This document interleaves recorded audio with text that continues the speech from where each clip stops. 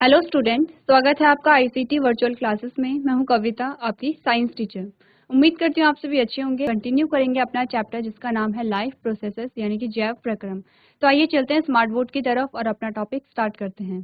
परपोषी पोषण के बारे में हमने बात की थी। हमने कहा था परपोषी पोषण में क्या होगा, जीव है वो अपने भोजन का निर्माण स्वयं नहीं कर पाते हैं। ठीक है, तो क्या होगा, अपने भोजन को कहाँ से प्राप्त करेंगे, या तो प्लांट से या तो एनिमल से। आपने छोटी क्लासेस में पढ़ा है सोर्स ऑफ फूड यानी कि भोजन का क्या क्या स्रोत है। हमने कहा जो हमारे पास प्राइमरी सोर्स आता है, मुख्य स्रोत आता है, वो है प्लांट सोर्स यानी कि पादप से भोजन हम लेते हैं। और जो सेकेंडरी हमारे पास आता है वो है एनिमल सोर्स। ठीक है, इतनी बात क्लियर है। नेक्स्ट हमारे पास अलग अलग प्रकार के क्या आए थे, पोषण आए थे। सबसे पहले हमने सैप्रोफिटिक न्यूट्रिशन की बात की थी, यानी कि मृतोपजीवी पोषण। क्या होता है इसमें, इसमें क्या होता है कि यहाँ पे जो जीव हैं वो क्या करेंगे, भोजन पे पाचक रसों का श्रावण करेंगे, यानी कि शरीर से बाहर ही भोजन पर पाचक रस को श्रावित करेंगे, पाचक रस डालेंगे। जब उन्होंने भोजन में पाचक रस डाले तो भोजन का पाचन हो गया है। अब वो पाचित भोजन का क्या करेंगे, पाचित भोजन को ग्रहण करेंगे। तो देखिए क्या बात हुई, अगर हम कहें कि हमें मनुष्यों में और यहाँ पे सैप्रोफिटिक जो न्यूट्रिशन पाया जाता है जीवों में, उनमें क्या डिफरेंस है। तो इन्होंने क्या किया, भोजन था, भोजन पर इन्होंने क्या किया, पाचक रस डाला। भोजन पे पाचक रस डाला, भोजन का क्या हो गया है, पाचन हो गया है। अब जब पाचन हुआ तो इन्होंने क्या किया, उस पाचित भोजन को क्या किया, ग्रहण किया। ठीक है, ये किसकी बात है, जो सैप्रोफिटिक मोड ऑफ न्यूट्रिशन है, यानी कि जो मृतोपजीवी जीव यहाँ पे क्या कर रहे हैं, पोषण की प्रक्रिया जिनमें हो रही है इस प्रकार से हो रहा है। अगर हम अपनी बात करें, हमने कहा भोजन है। अब जो प्रोसेस यहाँ पे लास्ट में हो रही थी, हमने कहा पहला क्या है, इन्होंने पाचक रसों का श्रावण किया। दूसरा स्टेप क्या हुआ, यहाँ पे भोजन का पाचन हुआ। तीसरे स्टेप में इन्होंने क्या किया, भोजन को ग्रहण किया। तो जो तीसरा स्टेप लास्ट स्टेप है, सबसे पहले हमें वही स्टेप होता है, हम क्या करते हैं, भोजन को ग्रहण करते हैं। ठीक है, ग्रहण करने के बाद क्या होता है, भोजन का पाचन होता है। भोजन का जब पाचन हुआ तो हमने क्या किया, पाचित भोजन का अवशोषण होगा। ठीक है, क्लियर है इतनी सी बात। क्या हमने कहा, हमने आपने दोनों में डिफरेंस देख लिया है। जो मृतोपजीवी होते हैं वो सबसे पहले क्या करेंगे, भोजन में पाचक रसों को डालेंगे। ठीक है, सेकंड क्या हुआ, भोजन का पाचन हुआ। तीसरा सबसे लास्ट में इन्होंने क्या किया, भोजन को ग्रहण किया। अब हम अपनी बात करें तो हमने कहा सबसे पहले हम भोजन को ग्रहण करेंगे। पहला जो स्टेप यहाँ पे हमने कहा, भोजन को हम ग्रहण करते हैं, और दूसरे स्टेप में भोजन का पाचन होगा। तीसरे स्टेप में क्या होगा, पाचित भोजन का अवशोषण होगा। ठीक है, इतनी बात क्लियर है। तो हमने कहा कि यहाँ पे क्या है, इस प्रकार का जो पाचन पाया जाता है वो किस में पाया जा रहा है, डीकम्पोजर्स में पाया जा रहा है। ठीक है, या फिर कुछ घरेलू मक्खियाँ और कुछ कीड़ों में भी इस प्रकार का जो पोषण है वो पाया जाता है। नेक्स्ट हमने किसकी बात की, होलोजोइक न्यूट्रिशन की। होलोजोइक न्यूट्रिशन के बारे में आप ऑलरेडी यहाँ पे डिस्कस कर चुके हैं। क्या हमने कहा, in holozoic nutrition the digestion happens inside the body of the organism, that is after the food is ingested. Most of animals follow this mode of nutrition. क्या होगा यहाँ पे, होलोजोइक पोषण में पाचन जीव के शरीर के अंदर होता है, यानी खाना खाने के बाद होता है। अधिकांश जानवर पोषण के इस तरीके का पालन करते हैं, यानी कि ये जो हमने सेकेंड यहाँ पे ये जो हमने दूसरा तरीका देखा है पोषण का, ये किस में पाया जाता है, जो होलोजोइक मोड ऑफ न्यूट्रिशन है उसका पार्ट है। कि यहाँ पे क्या होता है, भोजन को पहले ग्रहण किया जाता है, उसके बाद उसका पाचन होगा, और पाचन के बाद क्या होगा, पाचित भोजन का फिर अवशोषण होता है। ठीक है, इतनी बात क्लियर है, दोनों में डिफरेंस क्या है आपको समझ आ गया होगा। तीसरा जो हमारे पास आता है वो है पैरासिटिक न्यूट्रिशन। क्या है यहाँ पे, पैरासिटिक न्यूट्रिशन। इसमें हमने क्या कहा था, परजीवी जो पोषण होता है, हमने कहा था दो प्रकार के परजीवी होते हैं, एक्सोपैरासाइट और एंडोपैरासाइट। यानी कि ये क्या करेंगे, अपने पोषण को किसी लिविंग से प्राप्त करेंगे। यहाँ पे जो जीवित जो प्राणी होगा या फिर कोई भी प्लांट होगा वो उसी से क्या करेंगे, अपने भोजन को प्राप्त करेंगे। तो हमने कहा था ऑर्गेनिज्म विच लिव्स इनसाइड और आउटसाइड अनदर ऑर्गेनिज्म। अब क्या है यहाँ पे, जिस ऑर्गेनिज्म पे ये अपने भोजन के लिए क्या रहते हैं, निर्भर रहते हैं, उसे हम होस्ट कहते हैं। ये आपको ध्यान रखना है। ठीक है, कोई भी जीव क्या है जिस पर अपने भोजन के लिए निर्भर है उसे हम होस्ट कहते हैं, और होस्ट की बॉडी के अंदर या बाहर कहीं भी रह सकता है। And derive nutrition from it is known as parasitic, and this type of mode of nutrition is called parasitic nutrition. For example, Cuscuta and क्या क्या एग्जाम्पल आपको दिए गए देखिए। हमने कहा वह जीव जो किसी अन्य जीव मेजबान किसे कह रहे हैं यहाँ पे? जो होस्ट होता है, कि अंदर या बाहर रहता है और उससे पोषण प्राप्त करता है, परजीवी कहलाता है। इस प्रकार के पोषण को परजीवी पोषण कहा जाता है। एग्जाम्पल आपके पास कसकटा आता है और टीका आता है। कसकटा एक बेल आपने देखी होगी, हम क्या देखते हैं? पेड़ देखते हैं और पेड़ में आपने येलो कलर की एक बेल देखी होगी, तो वो अपने पोषण के लिए उस पेड़ पर क्या होता है? निर्भर रहता है। ठीक है, तो इस प्रकार के पोषण को हम क्या कहते हैं? पैरासिटिक न्यूट्रिशन कहते हैं। तीनों प्रकार के न्यूट्रिशन के बारे में आपने बात कर ली है। नेक्स्ट हमने बात की थी यहाँ पे डाइजेशन इन ह्यूमंस। जो ह्यूमंस होते हैं उनमें पाचन किस प्रकार से होता है, ये हमने डिस्कस किया था। हमने कहा था जो पाचन हो रहा है, पाचन का मतलब क्या है? जटिल भोज्य पदार्थ हैं, सरल भोज्य पदार्थ में। ठीक है, जैसे कि एग्जाम्पल हमने कहा कार्बोहाइड्रेट,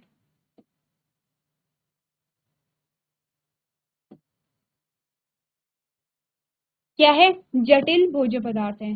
किसमें टूट जाता है? हमने कहा ग्लूकोज में टूट रहा है।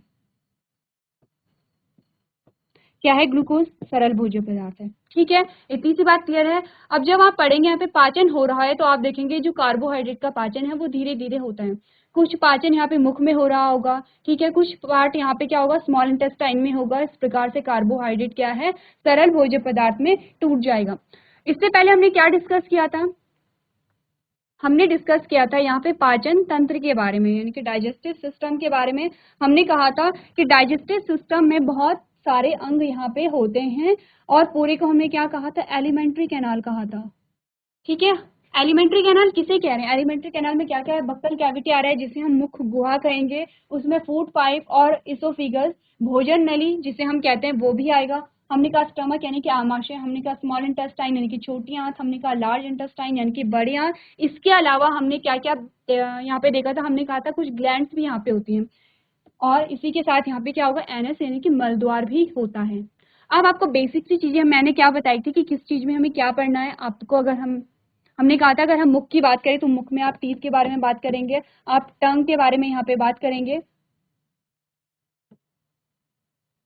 ठीक है, टंग के बारे में हम बात करेंगे। हम क्या करेंगे? स्लाइवरी ग्लैंड्स के बारे में बात करेंगे, और स्लाइवरी ग्लैंड से जो सलाइवा निकल रहा है उसका क्या फंक्शन है उसके बारे में हम यहाँ पे बात करेंगे। ठीक है, इसोफिगस में यहाँ पे क्या है? कोई भी पाचन नहीं हो रहा है, इसलिए इसोफिगस में सिर्फ आपको इतना देखना है कि इसोफिगस किससे अटैच होता है। स्टमक में हमने कहा प्रोटीन का पाचन होगा, जिसमें हम HCl और म्यूकस के बारे में बात करने वाले हैं। स्मॉल इंटेस्टाइन में हम बहुत सारी चीजें पढ़ेंगे। सबसे इंपॉर्टेंट इसमें क्या है? इसकी लंबाई 7.5 मीटर होती है, और अगर लार्ज इंटेस्टाइन की बात करें, हमने कहा 1.5 मीटर होती है। यानी जिसका नाम छोटी आंत है वो बड़ी होती है, और जिसका नाम बड़ी आंत है वो छोटी होती है। जैसे कि आप यहाँ पे इमेज में भी देख सकते हैं। अगर मैं आपसे कहूँ कि यहाँ पे बड़ी आंत कौन सी है, जो मैं यहाँ पे ब्लू कलर में दिखा रही हूँ वो क्या है? यहाँ पे बड़ी आंत है। इस प्रकार से ये आपके पास बड़ी आंत आ गई है। ठीक है, अगर मैं छोटी आंत की बात करूं तो इस प्रकार से छोटी आंत क्या होती है? कॉइल होती है। बहुत ज्यादा कैसी होगी? कॉइल होगी इस प्रकार से। तो यहाँ पे क्या है? जो छोटी आंत है वो बड़ी होती है, और बड़ी आंत कैसी होगी? छोटी होगी। मैंने आपको कहा था कि आपको क्या करना है, जो पूरा डाइजेस्टिव सिस्टम है वो आपको यहाँ पे बनाना है। आप यहाँ पे भी देख सकते हैं कौन कौन से ऑर्गन कहाँ पे आते हैं। हमने कहा ये हमारे क्या है? माउथ, जो बक्कल कैविटी है, मुख गुहा है। ठीक है, इसी के साथ यहाँ पे हम बात करेंगे फूड पाइप, जिसे हम इसोफिगस कहते हैं। ये जो आपको नली दिखाई दे रही है क्या है? इसोफिगस है। नेक्स्ट हम बात करेंगे स्टमक की। ये आपको जो जे शेप का दिखाई दे रहा है स्टमक है।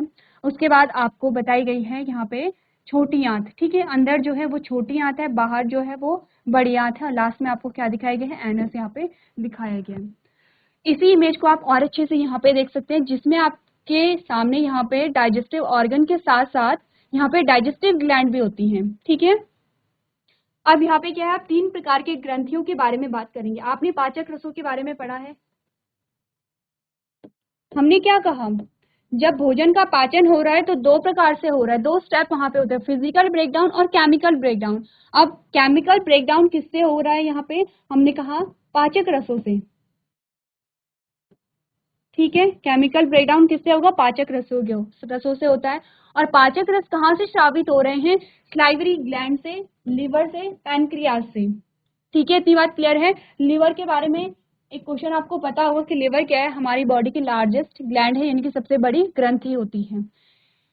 उसके बाद हम बात करेंगे यहाँ पे कि लिवर से क्या क्या सिक्रीट होता है। जैसे कि आपको पता है कि लिवर से क्या होगा, बाइल, जिसे हम क्या कहते हैं, पित्त कहते हैं, पित्त रस कहते हैं। कहाँ पे पित्त रस यहाँ पे स्टोर होता है, हमने कहा पित्ताशय में। अगर यहाँ पे हम बात करें कि एक्ट कहाँ पे करेगा, हमने कहा ये करेगा छोटी आंत में, ठीक है। इसी प्रकार से जहां से पैनक्रियाज है, पैनक्रियाज से क्या निकलेंगे, पैनक्रियाटिक जूस निकलेंगे, जो कहाँ जाते हैं, स्मॉल इंटेस्टाइन में जाते हैं। तो आपने क्या पढ़ना है यहाँ पे, हर एक ग्लैंड के बारे में पढ़ना है, उससे क्या क्या जो पाचक रस हैं स्रावित हो रहे हैं उनके बारे में पढ़ना है। तो हमने यहाँ पे देखी थी लोकेशन, आपको क्या पाचक जो अंग है उनकी लोकेशन आपको पता चल गई है। ये क्या है हमारी, ये मुख आता है, मुख के अंदर क्या होगी, मुख गुहा होगी, वहां पे मुख में क्या होगा, टीथ होंगे, टंग होगी, ठीक है। उसके साथ साथ स्लाइवरी ग्लैंड भी होती है। मैंने आपको प्रीवियस लेक्चर में बताया था 3 प्रकार की स्लाइवरी ग्लैंड हमारे पास आती हैं। पैरोटिड हो गई है, सबमैंडिबुलर हो गई है और सबलिंगुअल हो गई है, ठीक है।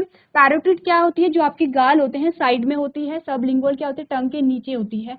ये 2 ऐसी ग्लैंड है जहां से आप फील कर सकते हैं क्लियरली कि हमारा जो स्लाइवेशन हो रहा है। जब आप भूखे होते हैं, आप भोजन को आपने देखा और क्या होता है, फिर सलाइवा का सिक्रीशन होता है, यानी कि हमारे मुंह में लार निकलता है और आप फील भी करते हैं कि लार कहाँ से निकल रहा है। तो 2 जगह का आप आराम से देख सकते हैं, जो पैरोटिड ग्लैंड होती है, जो सबलिंगुअल ग्लैंड होती है। पैरोटिड ग्लैंड कहाँ पे होती है, हमारे जो यहाँ पे गाल होते हैं, कॉर्नर में आपको दिखाया गया यहाँ पे, ठीक है। सबलिंगुअल कहाँ पे होती है, नीचे होती है, टंग के नीचे। आप फील करते हैं कि टंग के नीचे से भी क्या निकल रहा है, सलाइवा निकल रहा है। तो 3 प्रकार की ग्लैंड्स हमारे यहाँ पे पाई जाती हैं। इतनी बात क्लियर है।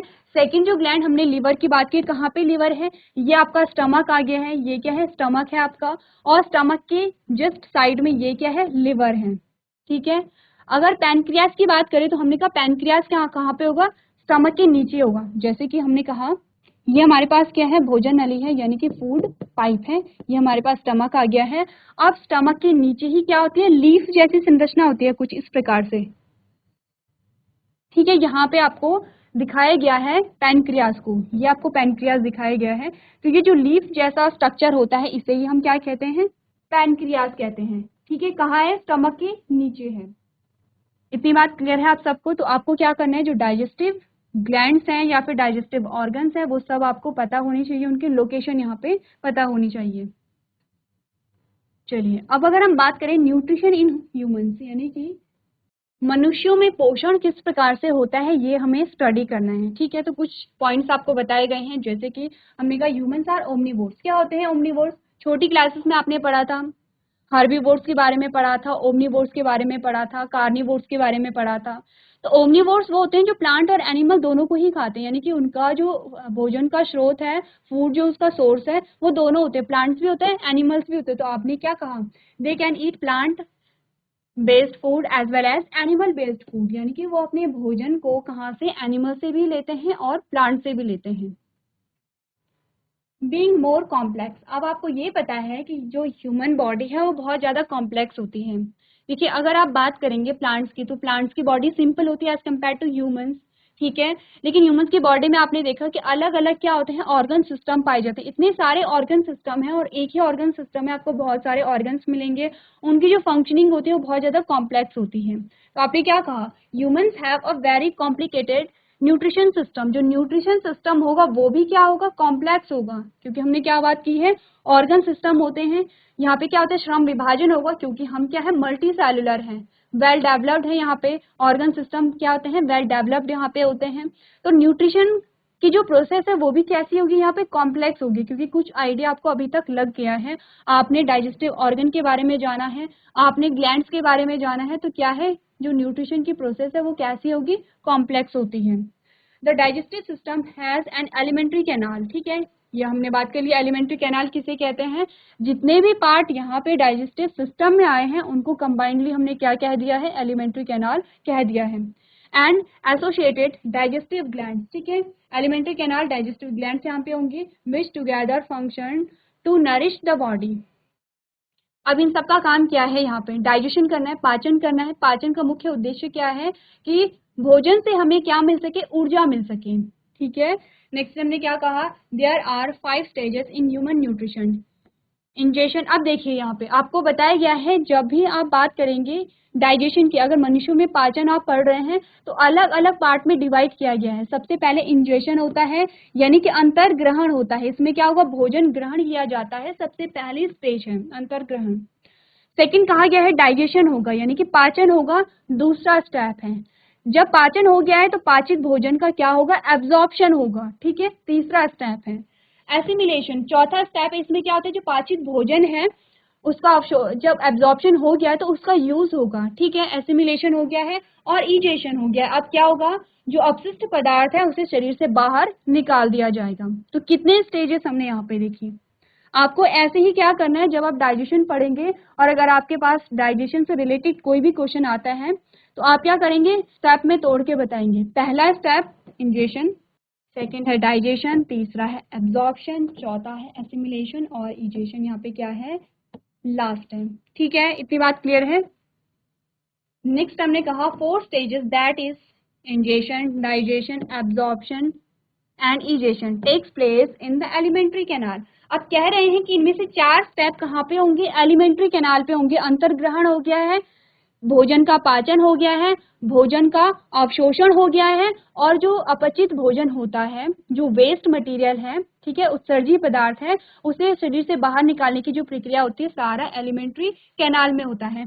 While assimilation of food takes place in the whole body. अब यहाँ पे जो एसिमिलेशन है वो पूरी बॉडी में होगा। क्यों पूरी बॉडी में होता है, देखिए जब हम यहाँ पे पढ़ेंगे, जब हम पढ़ेंगे तीसरे स्टेप को, एब्जॉर्प्शन को, एब्जॉर्प्शन में आप देखेंगे जो छोटी आंत होती है, छोटी आंत में कुछ इस प्रकार के स्ट्रक्चर पाए जाते हैं। ये क्या होती है, छोटी आंत है,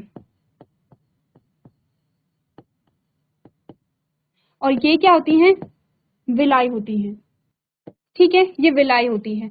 अब यहाँ पे क्या होता है, जो पाचित भोजन है उसका अवशोषण होता है, लेकिन अंदर क्या होती है, यहाँ पे क्या होता है, भोजन का पाचन होता है। भोजन का पाचन होगा तो कहाँ होगा, ब्लड सेल्स में होगा यहाँ पे, ठीक है, यहाँ पे क्या है, ब्लड में चला जाएगा। कहाँ पे हुआ, ब्लड में। अब ब्लड क्या है, पूरी बॉडी में सर्कुलेट होता है। आपने पढ़ा है ब्लड का सर्कुलेशन पूरी बॉडी में होता है, आपने हार्ट का डायग्राम देखा इस प्रकार से, ठीक है।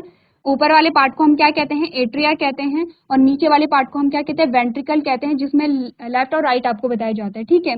ये क्या हमारा राइट एट्रिया है, ये हमारा क्या है, लेफ्ट एट्रिया है, ये हमारा क्या है, राइट वेंट्रिकल है, और ये हमारा क्या है, लेफ्ट वेंट्रिकल है।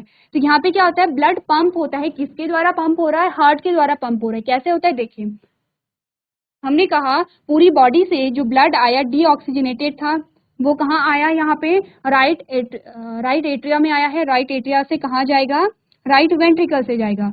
राइट वेंट्रिकल से कहाँ गया, ये गया लंग्स में, ठीक है, कहाँ पे गया, ये लंग्स में। इस प्रकार से यहाँ पे क्या बने होंगे, लंग्स बने होंगे, और ये कहाँ गया, लंग्स में गया, ठीक है।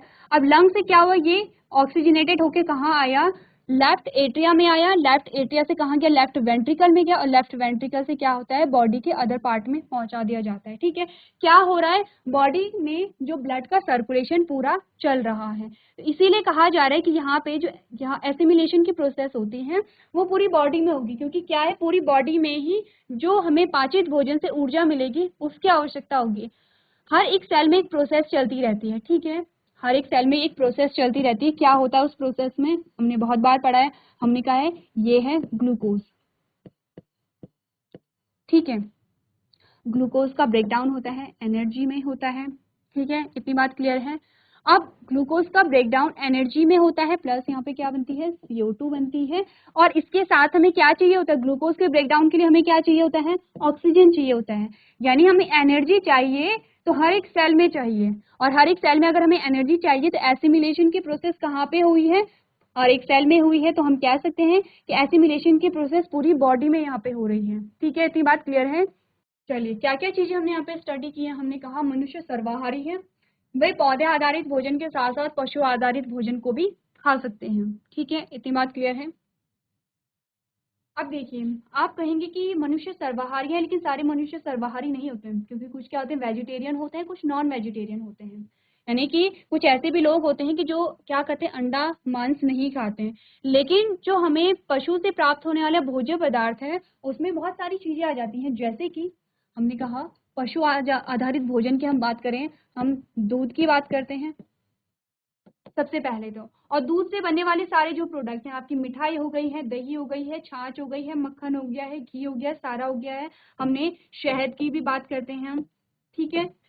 तो सबसे मेन ये दोनों ही चीजें जिसे हम फ्रीक्वेंटली यूज करते हैं अपनी लाइफ में। तो जो दूध भी ले रहे हैं, जो शहद भी ले रहे हैं, वो क्या कर रहे हैं, अपने भोजन को एनिमल से भी ले रहे हैं, ठीक है। तो इसीलिए कहा जा रहा है कि जो मनुष्य होते हैं वो कैसे होंगे, सर्वाहारी होंगे। नेक्स्ट आपको क्या बताया गया है, अधिक जटिल होने के कारण मनुष्य की पोषण की प्रणाली बहुत जटिल होती है। पाचन तंत्र में एक आहार नाल और उससे जुड़ी पाचन ग्रंथियां होती हैं जो मिलकर शरीर को पोषण देने का काम करती हैं, ठीक है। इतनी बात क्लियर है। हमने कहा मानव पोषण में 5 चरण होते हैं। अंतर्ग्रहण हो गया है, भोजन को आपने खाया। पाचन हो गया है, भोजन का पाचन हुआ, यानी कि जटिल भोज्य पदार्थ सरल भोज्य पदार्थ में कन्वर्ट हो गया है। पाचित भोजन का अवशोषण हो गया है, स्वांगीकरण हमने कहा। और निष्कासन, यानी कि जो अपचित भोजन है, निष्कासन किसका हो रहा है, हमने कहा जो क्या है, अपचित भोजन है। अब इस अपचित भोजन का हमारी बॉडी में कोई भी यूज नहीं है, तो इसीलिए हम क्या कहते हैं, वेस्ट मटेरियल इसे कहते हैं, ठीक है। और लास्ट पॉइंट आपको क्या बता रहा है, 4 चरण यानी अंतर्ग्रहण, पाचन, अवशोषण और निष्कासन आहार नाल में होते हैं, जबकि भोजन का जो आत्मसात है वो पूरे शरीर में होता है। अब ये क्वेश्चन आपके पास एमसीक्यू में आ सकता है।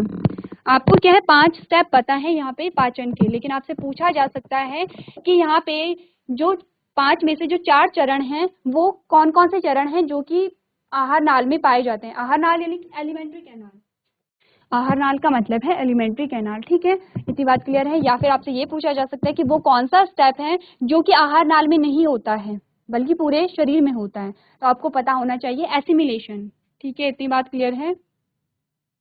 अब हम क्या करेंगे, जब हम यहाँ पे पाचन को पढ़ रहे होंगे एक एक करके हम स्टेप देखेंगे। सबसे पहले अंतर्ग्रहण हमने देखना है, और जब आप अंतर्ग्रहण की बात करेंगे, ध्यान दीजिए, जब हम अंतर्ग्रहण की बात करेंगे, किस किस चीज के बारे में बात करेंगे, हमने कहा दांत, हमने कहा जीभ, उसके साथ सलाइवा भी हम पढ़ लेंगे यहाँ पे कि जो लार है, लार में क्या होता है, क्योंकि यहाँ अंतर्ग्रहण में क्या क्या शामिल है, मुख है, मुख में दांत भी आते हैं, जीभ भी आती है, और वहाँ पे सलाइवा भी आता है, ठीक है। पाचन में आप क्या पढ़ेंगे, पाचन में सारे जितने पाचक अंग हैं और ग्रंथियां हैं उनका यूज आप पढ़ेंगे। अवशोषण आप कहाँ पे पढ़ेंगे, छोटी आंत के बारे में आप पढ़ेंगे कि उसमें विलाई होती है, किस प्रकार से वहाँ पे क्या होता है, अवशोषण होता है। और आप निष्कासन के बारे में पढ़ेंगे। तो इस चैप्टर में आपके पास क्या होते हैं, जो 4 टॉपिक हैं वो इम्पोर्टेंट यहाँ पे होते हैं, ठीक है। इतनी बात क्लियर है। चलिए, अब आपके सामने एक इमेज दिखाई दे रही है। आपको क्या करना है, आपको जो बॉडी पार्ट्स हैं उनके नाम नहीं बताए गए हैं। बॉडी पार्ट्स यानी कि यहाँ पे पाचन तंत्र की ही बात हो रही है। तो जो डाइजेस्टिव सिस्टम है उसके अलग अलग ऑर्गन है, वहाँ पे नंबरिंग की गई है 1 2 3 4 करके। आपको क्या करना है, उनके नाम लिखने। आप यहाँ पे स्क्रीन पे नाम ऑलरेडी प्रेजेंट है, आपको फिल करना है कि नंबर 1 पे क्या आएगा, नंबर 2 पे क्या आएगा। आपको वहाँ पे दिखाया गया है, एरो भी किया गया है, जैसे कि नंबर 5 पे एरो किया गया है ऐसे, ठीक है। आपको ये देखना है कि नंबर 5 पे कौन आ रहा है, या नंबर 11 पे कौन आ रहा है, या नंबर 8 पे कौन आ रहा है। तो क्या करना है, इमेज को ड्रॉ करेंगे और वहाँ पे इसकी लेबलिंग करेंगे। साथ ही आपको क्या करना है, जो पाचन है, पाचन की आपको डेफिनेशन पढ़नी है, और उसके अलावा आपको क्या करना है, पाचन के अलग अलग जो चरण होते हैं उनके बारे में आपको स्टडी करना है। सबसे पहले हम बात करेंगे माउथ में, यानी कि मुख में क्या क्या चीजें हैं। मुख में हम बात करेंगे जैसे कि दांत, मैंने कहा था कि जो टीथ होते हैं, टीथ के अलग अलग प्रकार के बारे में हम बात करेंगे। 4 प्रकार के दांत हमारे पास आते हैं, ठीक है। टीथ जो हैं वो 4 प्रकार के हैं, इंसीजर है, कैनाइन है, प्रीमोलर है और मोलर है, ठीक है। 4 प्रकार के दांत हमारे पास आते हैं। तो ये क्या होता है, हमारे फ्रंट में आते हैं, और फ्रंट से साइड को, फिर उसके बाद क्या आएगा, इंसीजर के बाद कैनाइन आएगा, प्रीमोलर आएगा, लास्ट में मोलर आते हैं। आपको ये देख के आना है कि हर एक जो दांत है उसका फंक्शन क्या होता है। आपकी बुक में दिया गया है, आपको इधर उधर से ढूंढ करके लेके आना है। आप फोन में सर्च कर सकते हैं कि जो 4 अलग अलग प्रकार के दांत होते हैं उनका फंक्शन क्या। आप देखेंगे इंसीजर का काम कुछ और होगा, कैनाइन का काम कुछ और है, प्रीमोलर का काम कुछ और है। फंक्शन के साथ साथ इनका स्ट्रक्चर भी अलग अलग होता है। आप देखेंगे, आप इमेज को सर्च करेंगे और आप देखेंगे इंसीजर का जो स्ट्रक्चर है वो अलग होता है थोड़ा सा, और कैनाइन का जो स्ट्रक्चर है वो थोड़ा सा अलग होता है। स्ट्रक्चर यानी डिजाइन आप कह सकते हैं। जो इंटरनल जो स्ट्रक्चर है वो तो सेम ही वहाँ पे होगा, लेकिन जो डिज़ाइन होता है दांत का, कुछ नुकीले आपको देखे जाते हैं, कुछ आप देखते हैं कि कैसे हैं, चौकोर जैसे हैं।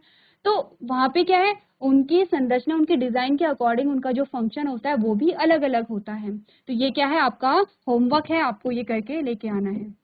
चलिए, सो क्लास आज आपने यहाँ पे देखा है पाचन के कितने चरण होते हैं और किस चरण में क्या-क्या यहाँ पे पाया जा रहा है। तो जो भी आपको पढ़ाया जाता है वो आपको घर पे रिवाइज़ करना है। सो आज की क्लास में हम इतना ही करेंगे। अभी तक क्लास में बने रहने के लिए आपका धन्यवाद।